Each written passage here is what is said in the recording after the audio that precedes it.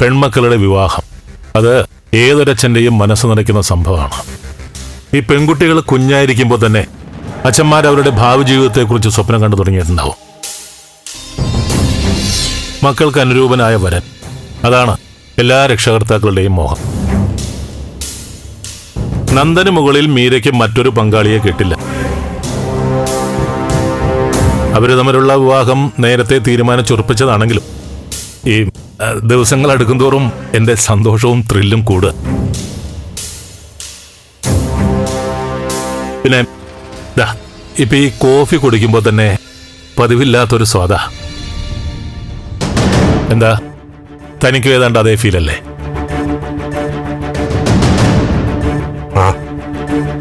അതെ. എന്താടോ അതേക്കൊരു ഉത്സാഹം കാണുന്നില്ല? എന്തു പറ്റി? എന്തോ ഒരു പ്രശ്നം തന്നെ ഡിസ്റ്റർബ് ചെയ്യുന്നുണ്ട്. അല്ല, വീട്ടിൽ വന്നപ്പോഴേ ഞാനത് നോട്ട് ചെയ്യുന്ന. പറയടോ, എന്താ കാര്യം?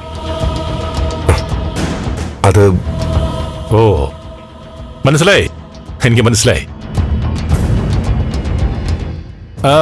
KDF-ലെ വിശ്വനാഥൻ തനിക്കെതിരെ ഉന്നയിച്ച ആരോപണത്തിന്റെ പേരിലല്ലേ താൻ എത്ര ടെൻഷനാവുന്നത്? പോവാൻ പറയണം. തന്നെ അറിയാവുന്ന ആരും അവന്റെ പ്രസ്താവന വിശ്വസിക്കില്ല. വീണ്ടും അവൻ തന്നെ ചൊറിയാമെന്ന പിന്നെ ഞാൻ നോക്കിക്കോളാം. ഇനിയും അവൻ ഒരു തെരഞ്ഞെടുപ്പിൽ മത്സരിക്കാത്ത രീതിയിൽ രാഷ്ട്രീയത്തിൽ നിന്ന് തന്നെ അവനെ ഞാൻ ചുരുട്ടിക്കൂട്ടി പറഞ്ഞു വിട്ടോളാം.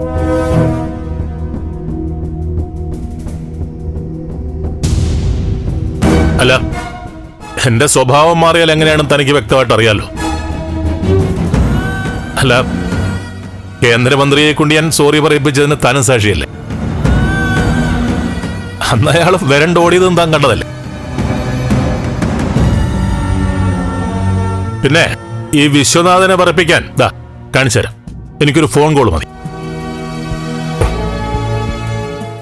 ബലരാമ, വേണ്ട. വിശ്വനാഥനെ കുറിച്ചോ രാഷ്ട്രീയത്തെ കുറിച്ചോ അല്ല ഞാൻ പറയാൻ വന്നത്. പിന്നെ അത് എങ്ങനെ പറഞ്ഞു തുടങ്ങണമെന്ന് എനിക്കറിയില്ല. എന്താടോ ഇഷ്യൂ? പറയാം, പക്ഷേ താൻ മുഴുവനും ശാന്തമായിട്ട് കേൾക്കണം. പൂർണ്ണമായി മനസ്സിലാക്കി സമയമെടുത്ത് ചിന്തിച്ചിട്ടേ താൻ മറുപടി പറയാവൂ. താൻ കാര്യം പറ. അത് നമ്മുടെ മക്കളുടെ വിവാഹകാര്യമാണ് ഞാൻ പറയാൻ വന്നത്. ഡൽഹിയിൽ നിന്നാ, പ്രൈം മിനിസ്റ്റർ ഓഫീസിൽ നിന്നാ. ഞാനൊന്ന് അറ്റൻഡ് ചെയ്തിട്ട് വരട്ടെ. ഹലോ,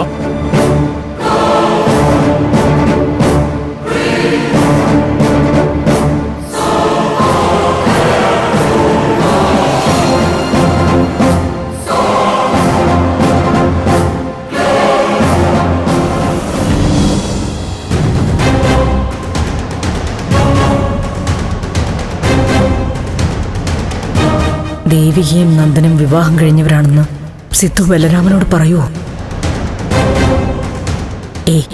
ഇല്ല. ബലരാമനെ നേരിട്ട് കാണുമ്പോ സിദ്ധുവിന് അങ്ങനെയൊന്നും ബലരാമന്റെ മുഖത്ത് നോക്കി പറയാനാവില്ല. അതുമല്ല, നന്ദന്റെയും മീരയുടെയും വിവാഹം ഉറപ്പിച്ചു കഴിഞ്ഞതുപോലെയാണല്ലോ ബലരാമൻ സംസാരിച്ചത്. മെയ്ഡ് ഫോർ ഈച്ച് അതർ എന്നൊക്കെയല്ലേ ആശംസിച്ചത്. സിദ്ധു വിചാരിക്കുന്നത് പോലൊന്നും നടക്കില്ല.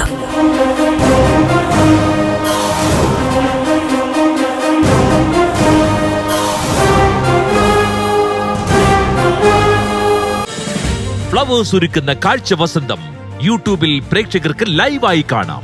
ഫ്ലവേഴ്സ് കോമഡിയിൽ ജോയിൻ ചെയ്യൂ, ആസ്വദിക്കൂ.